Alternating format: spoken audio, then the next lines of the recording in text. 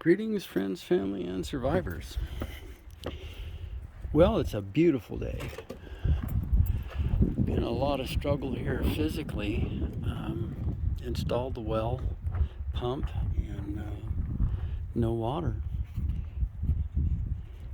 And it was acting like the start circuit on the pump was not working. And I was concerned that I didn't have it in the water. I should have sounded it first. They told me it would hit water at 180, so I dropped the pump at 230. Not getting any water, I naturally assumed I didn't have the pump in the water right. So we nearly killed ourselves pulling it back out again. But the pump was actually submerged by over 50 feet. I sounded it afterwards. 182 water line. I had the pump set at 230. That's not what's wrong with the pump. I took the pump out and I put it in that tank and I went to light it off and the pump just hums, just like it's trying to start on the run circuit. So I got online and looked, and it says if I energize L1 and L2, I should have between the neutral and the start circuit so many seconds. It runs on the capacitor, and then the relay switches over to the run circuit, which is here. Well, every time I put power here, I only have power between the neutral and the run. No power ever on the start circuit off the capacitor. And I loaded the cap, and when I put it on ohms, disconnect the wire on the capacitor and put it on ohms, and it just gets the value increases as it loads the cap. So apparently the cap is good. So that's good news. It's a bad cap box and I didn't need to pull the well. But that's bad news, but no, it's good news. Actually, I found out that wells that are over 200 feet deep need a check valve every 100 feet. So I didn't put any check valves in the line. So I bought the check valves. Go to town, see if I can get another cap box tomorrow. See if we can get some water going.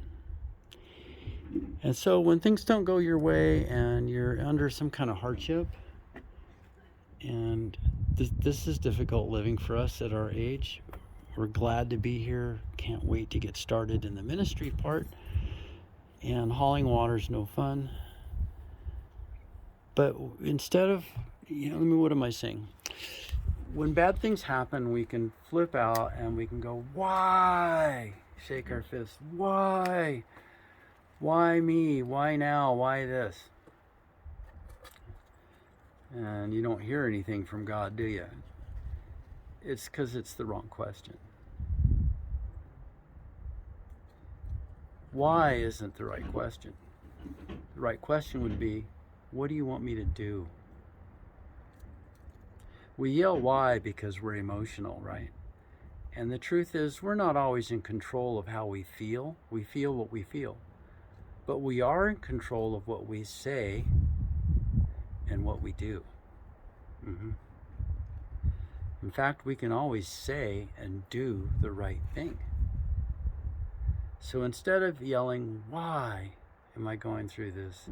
Say, Lord, what would you have me to do?